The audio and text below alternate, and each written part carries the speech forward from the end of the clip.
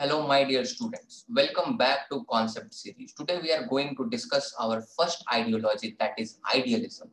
According to idealists, the ideas are supreme.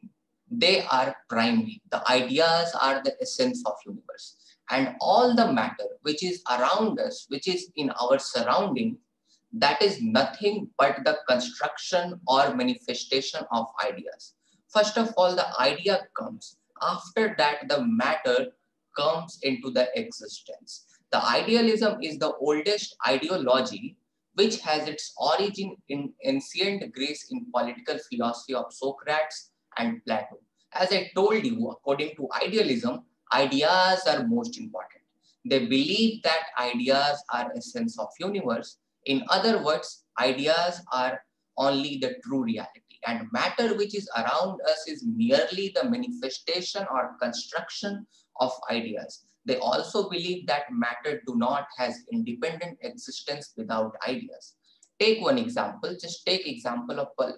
The idealists say that first of all, the idea of bulb would have been come in the mind of Thomas Alva Edison. After that, he would have been able to invent this bulb. This hold true for each and every matter which is in our surrounding according to idealists. That means the ideas are primary, they are supreme, and all the matter which is around us is nothing but the manifestation, creation, construction of ideas. So now we are going to see the important exponents of idealism.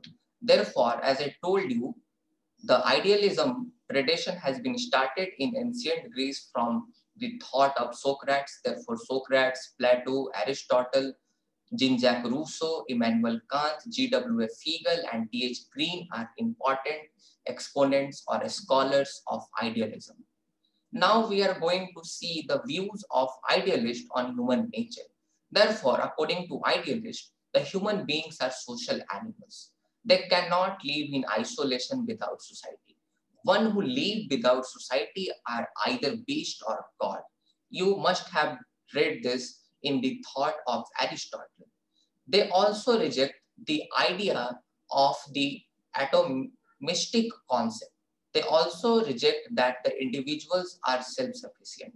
They believe that individuals are not self-sufficient and individual cannot survive without society, without family, without village. And now we will discuss the views of idealists on state. Therefore, according to idealists, the state is the source of virtue and good life. Idealists believe that the state came into existence for life and continued for the sake of good life. So this was all about the idealism. I hope that you understood the crux of idealism in political theory. Therefore, guys, stay tuned. Don't forget to like and subscribe my channel. I am coming up with more and more videos on political ideologies like liberalism, fascism, conservatism, etc. Therefore, please subscribe my channel, give me a thumbs up, and have a nice day.